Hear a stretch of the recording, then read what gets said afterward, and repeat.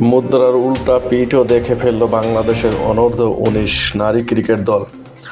আগের ম্যাচে মালয়েশিয়াকে ২৯ রানে অল আউট করে ১২০ রানের বিশাল জয় পেয়েছিল বাংলাদেশের মেয়েরা। আজ সেই দলটি সুপার ফোরে শুরু করল বড় হারের স্বাদ নিয়ে।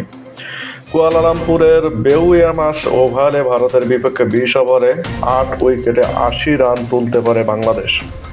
১২ ওভার ১ ওভারে ৮ উইকেট হাতে রেখে রানটা পেরিয়ে যায় ভারতীয়রা।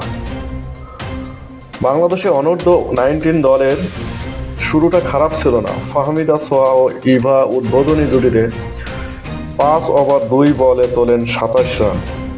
ষষ্ঠ ওভারেই ছন্দপতন। ভারতের বাঁহাতি স্পিনার আয়ুষী শুক্লাচার ৪ বলের মধ্যে ফিরিয়ে দেন ইভা ১৯ বলে ১৮ ও ফাহমিদাকে ১৪ বলে ১০ রান করে।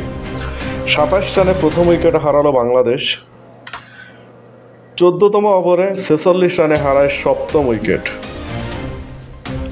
সেখানে দলের রানটাকে ৬২ রানে নিয়ে যায় ফারজানা ইয়াসমিন ২১ বলে ৮ ও নিশিতা আক্তার ১৭ বলে ১০। শেষ ওভারের প্রথম বলে নিশিতার বিদায়ের পর শেষ ৫ বলে বাংলাদেশ তোলে ১৮ রান।